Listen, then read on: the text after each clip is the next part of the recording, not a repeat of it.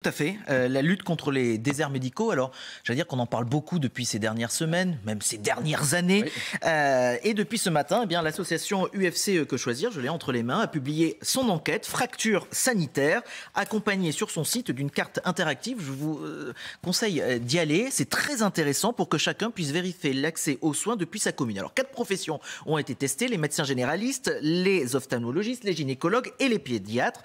Plusieurs indicateurs ont été mixés, mélangés. Le constat est sans surprise, mais très préoccupant, nous dit l'UFC. Intolérable fracture sanitaire, état déplorable de l'accès géographique et financier aux soins en France. Alors regardez pour vous en rendre compte 2 cartes. Celle sur les médecins généralistes. En ce qui concerne ces médecins généralistes, les déserts médicaux à proprement parler représentent 2,6% de la population. Alors est-ce que ça c'est bien l'accès médecin généraliste rouge.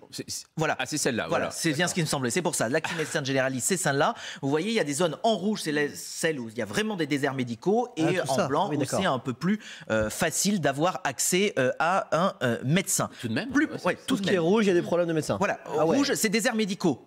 La coloration rose, c'est des zones d'accès difficiles. Donc quand même, vous avez beaucoup de personnes qui ont des problèmes pour accéder facilement à un médecin. Les ophtalmos, justement, je vous les remontrer. Regardez, cette carte, elle est encore plus rouge. C'est-à-dire pour avoir accès à un ophtalmo en France, c'est extrêmement compliqué. 19% des patients vivraient dans un désert médical ophtalmologique. C'est un peu plus de 12 millions de personnes. Donc là, on a le constat qui est fait avec, vous le voyez, bien sûr, les disparités territoriales, régionales. Une France périphérique, rurale, qui est particulièrement touchée. Vous avez par exemple le département de la Sarthe, c'est zone rouge sur toutes les professions qui ont été testées par l'UFC Que Choisir. En revanche, quand vous allez du côté de la côte atlantique ou des montagnes, voilà, c'est plus facile d'avoir un accès aux soins. Autre élément mis en avant toujours par cette enquête, je vous la remonte, c'est la fracture sanitaire qui est également une fracture financière, puisqu'aujourd'hui, il devient de plus en plus difficile de trouver des médecins qui respectent le tarif de la Sécu. Les dépassements d'honoraires explosent pour l'année 2021. Donc voilà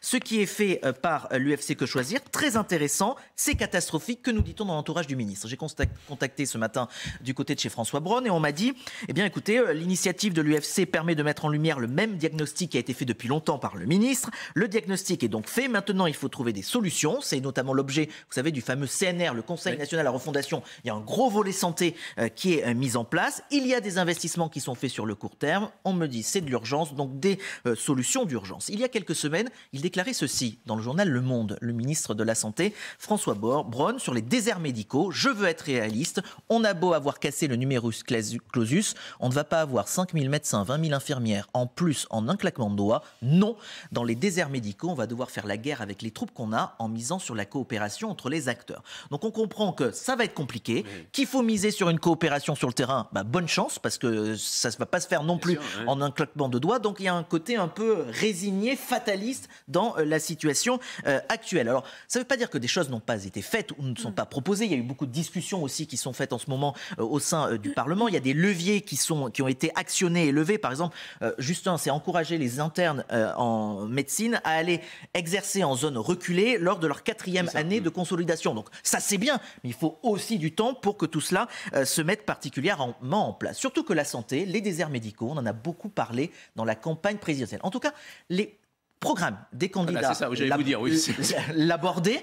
Emmanuel Macron s'y était engagé et depuis qu'il est président, aussi les déserts médicaux, il en parle. Face aux déserts médicaux, il y a des tas de réalités différentes. Lutter contre les déserts médicaux, qui fait que dans beaucoup de nos territoires, on n'arrive plus à trouver certains spécialistes, mais parfois on n'arrive plus aujourd'hui à avoir de médecins traitants. Et le système est devenu trop lourd, trop complexe pour penser des réponses uniformisées au niveau national. Qui, pour accompagner et permettre de déléguer certaines missions à des paramédicaux et permettre d'avoir infirmiers ou pharmaciens de référence. Qui, pour permettre de dégager du temps de professionnels de santé et en mettre plus ici. Emmanuel Macron, donc application aujourd'hui. 2010, archive Nicolas Sarkozy, le constat. C'est un paradoxe, il n'y a jamais eu autant de médecins en France, 210 000, jamais. Et en même temps, il y a des spécialités qui sont en voie d'assèchement, comme vous le savez, et des régions, dont la vôtre, qui sont des déserts médicaux, et des quartiers de ville qui sont en surdensité. Donc voilà ce qu'on a vu. Moi je dis warning, avertissement, attention pour l'exécutif. Je pense que c'est une bombe à retardement. On a connu les gilets jaunes. Attention aux gilets blancs. Merci Julien Arnaud. On va passer. Pardon. Oui, à un moment on va y aller. Retardement. On va y aller. Vous étiez abordé dans ce sujet, vous étiez transporté dans la Sarthe. Évidemment, la taxe foncière qui explose à Paris, plus 50% en 2023. Malheureusement pour les propriétaires, c'est dans toute la France qu'il faut s'attendre à payer vraiment beaucoup plus. Oui, voilà une autre bombe à retardement. Donc, vous avez parlé des chiffres de Paris. En effet, c'est impressionnant. Le taux d'imposition de la taxe foncière va passer de 13,5% à 20,5% en 2023. Donc, c'est une hausse de 50% en effet. La maire Anne Hidalgo revient en passage sur une promesse qu'elle avait faite en 2020 de ne pas augmenter les impôts locaux. Alors, elle s'en justifie dans une lettre aux Parisiens. Regardez, cette taxe est aujourd'hui à Paris la plus basse de France à 13,5% contre 41,6% en moyenne dans les grandes villes françaises. Et elle n'a pas augmenté depuis 2011. Elle explique aussi, Anne Hidalgo, que la facture énergétique de la ville a augmenté de 100 millions d'euros, que pour y faire face, elle a demandé au gouvernement d'obtenir par exemple le déplafonnement de la taxe d'habitation pour les résidences secondaires ou encore l'augmentation de la taxe de séjour dans les palaces parisiens en vain. Résultat, ce sont les 33% de Parisiens propriétaires qui vont payer pour la détérioration des finances de la ville. Alors, quelques exemples, vous allez voir que ça fait mal. Pour une résidence principale de 25 mètres carrés dans la capitale, la taxe passera en moyenne de 291 € à 441 €. Pour 50 mètres carrés, on arrivera à 665 € en moyenne à Paris. Et puis pour un grand appartement, 200 mètres carrés, alors là, on passe de 715 € à 1086 €. Ça fait mal.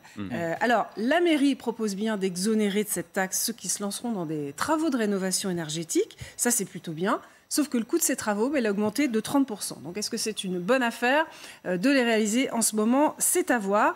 Et la question qu'on se pose, c'est Paris, qui perd de nombreux habitants en ce moment.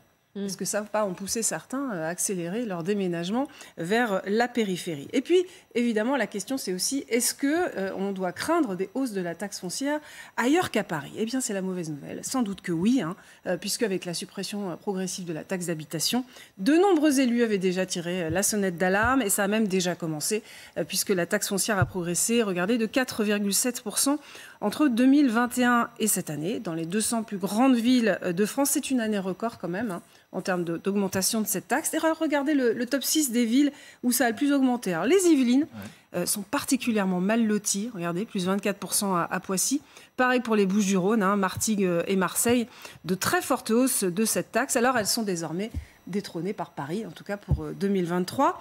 Et ça va continuer cette année, l'année prochaine. Je suis désolée de vous le dire. Alors, les collectivités locales, on leur parle de responsabilité, parce qu'il y avait eu un amendement au budget 2023 pour plafonner la hausse des bases locatives. Ça sert dans le calcul de la taxe foncière.